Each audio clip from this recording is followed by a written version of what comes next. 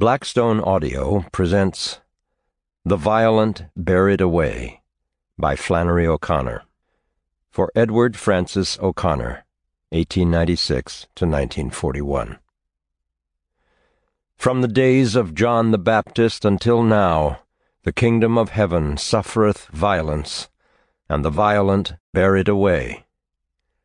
Matthew, chapter 11, verse 12. Part 1. Chapter 1. Francis Marion Tarwater's uncle had been dead for only half a day when the boy got too drunk to finish digging his grave, and a Negro named Buford Munson, who had come to get a jug filled, had to finish it and drag the body from the breakfast table where it was still sitting, and bury it in a decent and Christian way, with the sign of its Savior at the head of the grave, and enough dirt on top to keep the dogs from digging it up. Buford had come along about noon, and when he left at sundown, the boy, Tarwater, had never returned from the still. The old man had been Tarwater's great-uncle, or said he was, and they had always lived together, so far as the child knew. His uncle had said he was 70 years of age at the time he had rescued and undertaken to bring him up. He was 84 when he died. Tarwater figured this made his own age 14.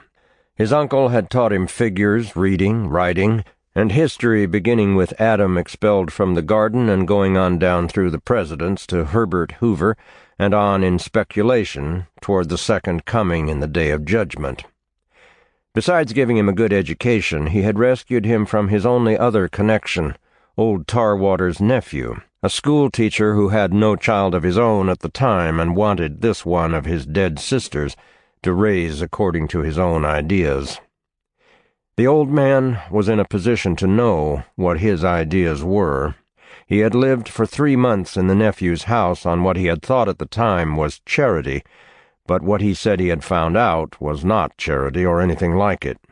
All the time he had lived there, the nephew had secretly been making a study of him. The nephew who had taken him in under the name of charity had at the same time been creeping into his soul by the back door, asking him questions that meant more than one thing, planting traps around the house and watching him fall into them, and finally coming up with a written study of him for a school-teacher magazine. The stench of his behavior had reached heaven, and the Lord himself had rescued the old man. He had sent him a rage of vision, had told him to fly with the orphan boy to the farthest part of the backwoods and raise him up to justify his redemption. Sample complete. Ready to continue?